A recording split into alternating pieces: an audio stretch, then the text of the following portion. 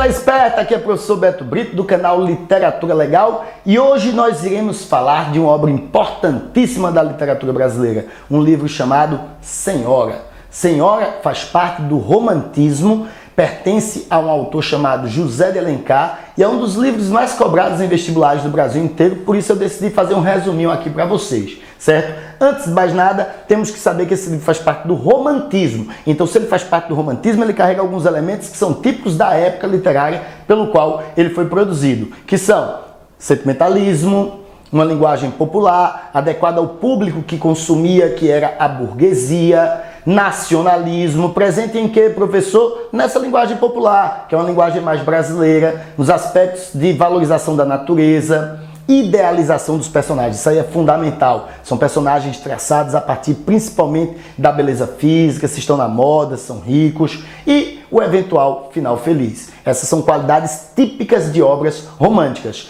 Esse livro, por mais que seja um livro romântico, é uma obra que está em processo de transição. O autor, ele faz parte do romantismo, mas ela foi lançada no finalzinho do romantismo, então ele tem uma certa tendência transitória. Por isso que é classificado como livro pré-realista, tá certo? Que traço realista possui essa obra? A personagem central, chamada Aurélia, ela tem alguns aspectos psicológicos mais elaborados, isso é típico do realismo, é como se fosse uma antecipação do que mais tarde faria Machado de Assis. E uma certa crítica social, você vai perceber que o autor faz uma crítica ao casamento por interesse. Essa pegada de crítica social também é típica do realismo, por isso essa é uma obra de transição, certo? O autor José de Alencar, quando escreveu esse livro, fez um livro diferente para a época, por isso mesmo que chamamos esse livro de pré-realista.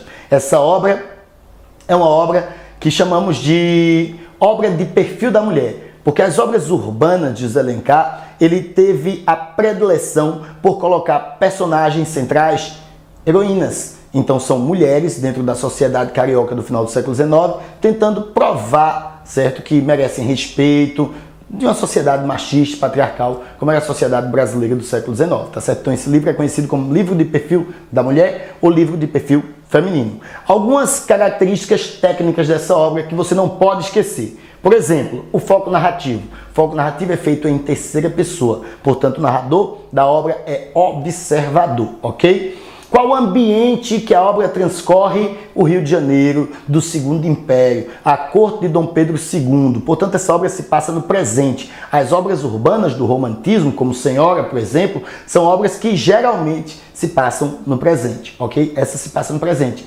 corte de Dom Pedro II, ok? Qual seria o tempo da narrativa? A narrativa transcorre primordialmente em tempo cronológico.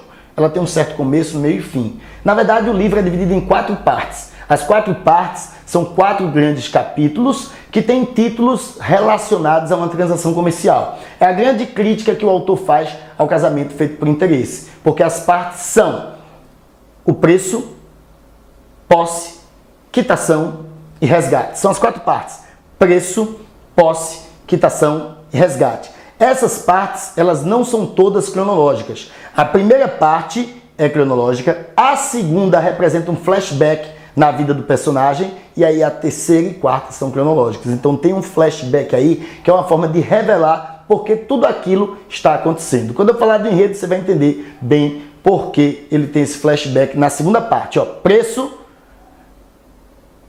quitação, posse e resgate. É o preço da mercadoria, a quitação, que é o pagamento, é a posse sobre a mercadoria e o resgate, a última parte, ok? Esse livro, ele tem como personagens principais Aurélia Camargo, que é a personagem central, e Fernando Seixas. Fernando Seixas é o noivo na vida real dela, certo? E que, na verdade, depois vira marido, e a gente vai entender por que essa obra faz uma crítica ao casamento por interesse. Já eu falo do enredo, tá bom? E o enredo, que é a última etapa dessa parte estrutural, é um enredo tipicamente romântico, que é aquele tipo de enredo em que tudo transcorre para a busca do casamento. A diferença é que faz uma certa crítica ao casamento por conveniência, que eram aqueles casamentos que pensavam em dote do século XIX. Geralmente o pai da noiva bancava o casamento e dava um dote para o noivo. E isso fazia com que o casamento tivesse ligado a uma preocupação muito mais financeira, comercial, do que propriamente amorosa, ok? Pronto, deixa eu explicar para vocês do que trata a obra. A Aurélia Camargo, certo? decide comprar um noivo. E esse noivo é Fernando Seixas. Ela faz um acordo, um contrato mesmo de casamento, e aí compra esse noivo. Nesse contrato tem uma grana envolvida e ele aceita. E no dia do casamento ele está feliz porque ele estava casando com uma mulher que era muito referenciada pela sociedade e ainda estava ganhando dinheiro com isso. No dia da noite de núpcias, ao invés de eles terem uma noite de núpcias de prazeres, de amor e tudo mais, não tem nada disso. Ela humilha ele. E aí você diz, oxe, essa mulher está doida.